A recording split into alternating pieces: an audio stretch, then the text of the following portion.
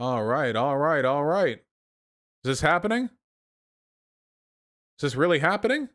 Are we doing it? Is it happening live right now here? Live on YouTube National TV? Joe Manchin says he might reform the filibuster and save American democracy. This is a little bit editorialized, but Manchin's argument for the filibuster has been, depending on how generously you look at it, either incoherent or cagey. Asked by Chuck Todd if he would allow a majority vote in election reforms under any circumstances, Manchin waxed idealistic about the need for deliberation, regular order, and the need to allow Republicans to negotiate and deliver speeches. I will change my mind if we need to go to a reconciliation, meaning a 50-vote process currently permitted only for budget bills. Okay, so to be clear about something, okay? The way this works, okay, is that normally, because of the existence of the filibuster, it takes 60 votes to get something through the Senate. 60 votes. You need 60 votes to get it through, which, God help you getting 60 votes in this climate. Not a single Republican voted for the goddamn COVID stimulus, okay? But some things that go through reconciliation, these are usually budget-related bills. That's what the COVID stimulus package just went through. That only needs 50.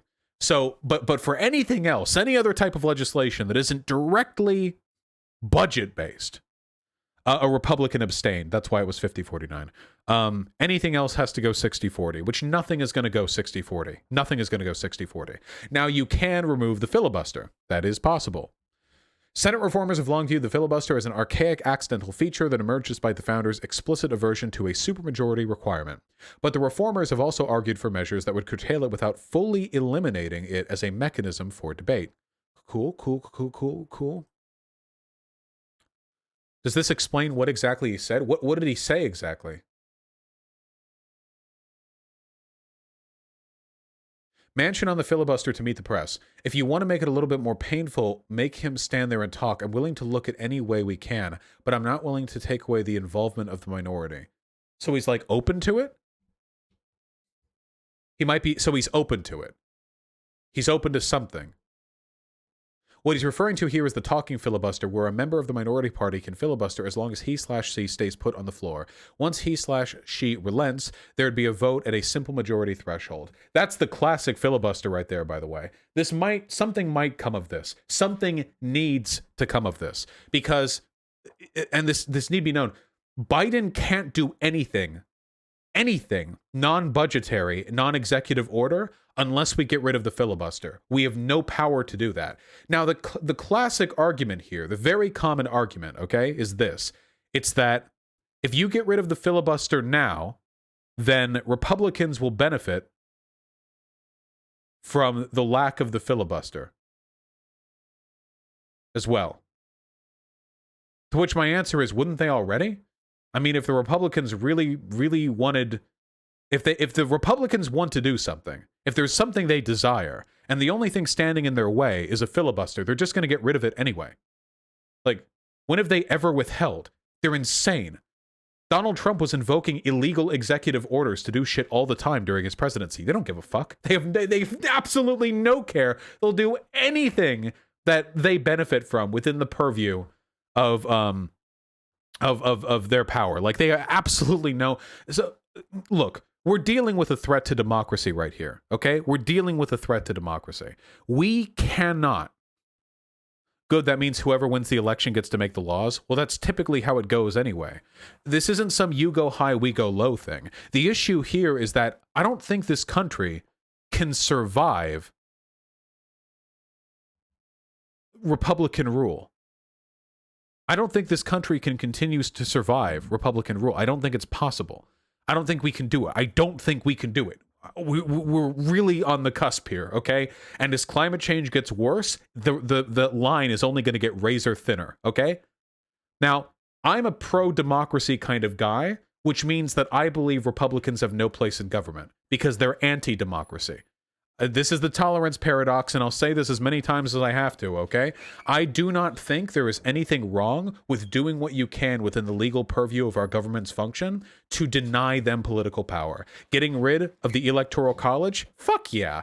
Redistricting, gerrymandering, the way they do, fuck, yeah. Have fun. Yeah, go for it. Whatever. We're dealing with the potential end of the republic right now. I don't see why we should limit ourselves in ways that they will not limit themselves. Abstemiousness will only lead to our own deaths, you know. Principle is great, but my principle is democracy. My principle is freedom, neither of which are benefited by giving Republicans power that we could take from them, okay? If my principle is democracy, like why would I ever, under any circumstances, like give them that leeway? Why would I ever afford them the opportunity to fuck me harder than they already have? Our government currently is non-functional. I mean, it's non-functional. We had like 6 years of absolute deadwalling from McConnell. Like, there wasn't even a pretense of government functionality. This government is taped together. I'll be honest with you guys. The only thing that's keeping this country together is the tenacity of its citizens and the profit-mindedness of its business, who need to make sure that the lights stay on for them to continue to make money, okay? America is a hollowed-out corpse being puppeted by 1,000 tiny little ants, all right? We cannot keep doing this. We need to do something significant, and we can't have the Republicans be a part of that process. We just can't. We can't do it. We can't keep doing it. I do not want to live in 2032 or whatever, and this country is sinking into the ocean, as it will. We all know the Republicans plan to sink America into the ocean. That's just part of the villain plan, you know. I do not want to see that happen and think like, yeah, dude, well, at least we didn't cuck out and get rid of the filibuster when we otherwise would have had all three houses, or all three branches, or not three branches, the House, the Senate, and the presidency. You know,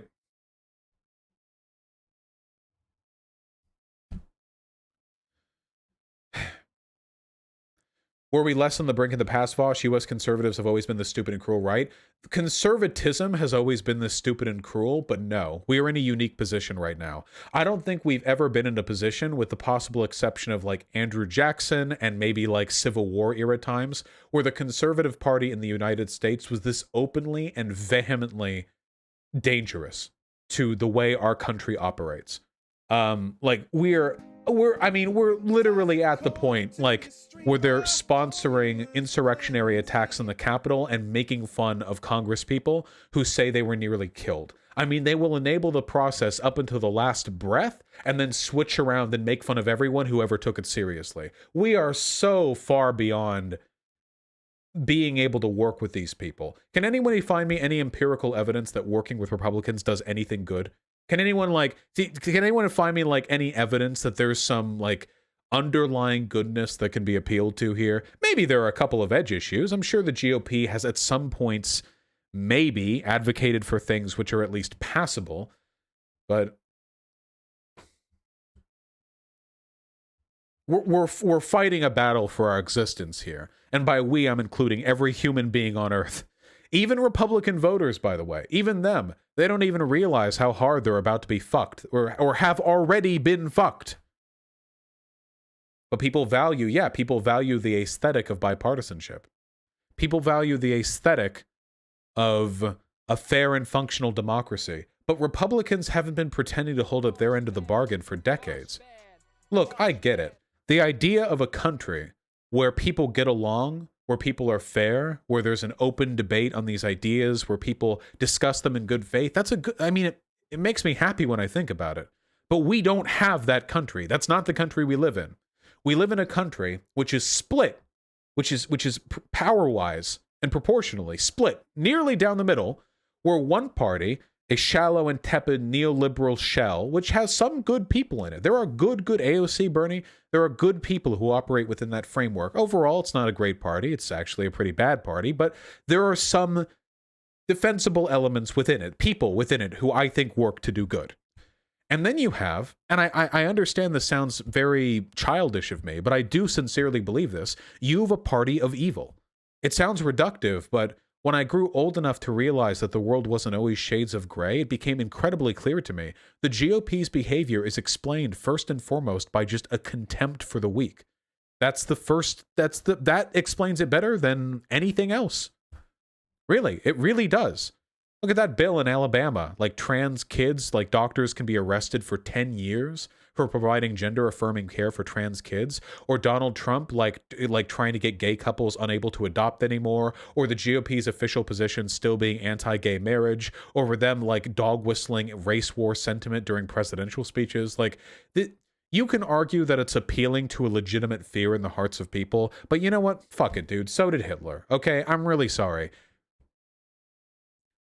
It's power for power's sake, but the kinds of power that they push for, the kinds of power that they try to grab, these aren't the types of power that I want to grab. When I think of power, when I imagine everyone has these visions. What would I do if I was president? Everyone's thought about it, you know? And first of all, I have to say, if I was president, first of all, I would spend a week crying, okay? Because, wow, oh, it's a big, all right, we got a lot of stuff to do. Oof. I was a live streamer the previous day, okay? I would just lock myself in a closet, put a cardboard cutout of me in the Oval Office, just spend the first week crying, because we got a lot now, okay? But for the rest of it, I mean, what kind of power do I value? When I think of power, I mean, when I really think of power, even in the most, like, self-obsessed way, I imagine a power which stems from the ability to convince my constituency that policies will benefit them and that we can work together, that the world can be better than what it is now. That the world right now is flawed, not inherently, not because it has to be, but because people have allowed it to become flawed, because people have allowed it to stay flawed, and work can be done to improve it. And the power I want is the collective power, the will of the constituency, the will of people outside of the country too, because I'm not a nationalist, to come together and work collectively to make this country better. The people's president, that's what I envision. Now, am I perfect? Would I actually do that? No. In reality, I would cry the entire time. That would be what I would do. But when I envision it in my head, that is what I dream of. But that is not what people like Donald Trump dream of. That is not what people like Marjorie Taylor Greene dream of. That is not the power that they dream of. The power they dream of is exclusionary, not inclusive. People have to be left out of the wall in order for other people to be kept closer. And every time they have consolidated their power, it has been at the expense of a minority. Every single time. It's always something. Hate the foreigner. Hate the immigrant. Hate the illegal immigrant. Hate trans people. Hate gay people. It's always something. There's always a group to fear and to hate. And they cut off that segment and they consolidate the rest until another segment gets cut off, and further and further. And that's why fascism is self-defeating, because at the end of the day, they do this forever. And at the end of the day, they have to do it to themselves too. Fascist governments invariably devolve into counterproductive infighting, in large part because the death cult that they build isn't sustainable. They fight within themselves. There's always someone. If it's not black or brown people, maybe it's white people who have brown eyes. It's always something. There's always a group that has to be hated and feared. America, wait, isn't that just us? It's not us. Is it America's history? Yes. It's not us, I hope. It's not you guys. It's not me. But it is America's history. Yeah, it is. To varying degrees. But they're getting, in my opinion, I think they're getting a little bit more open with it. I think they're getting a little bit more forthcoming with it. Now, we can lose to them, and we can let America go fascist, and we can let them burn themselves out and burn through however many millions of lives it would take for them to burn themselves out. And they would eventually, and maybe we could pick up pieces, you know? Or we keep them from ever doing it in the first place. And that takes strong action, not authoritarian action, but strong action. I don't think that strength is inherently autocratic. It takes the willpower for somebody like Biden to go up there on a national stage and convince the American people that Republicans are a threat to the existence of this country and this planet. It takes action like that. As long as it's being done effectively. I mean, if all it does is consolidate people to hate Biden, then that's not good. We should get rid of the filibuster.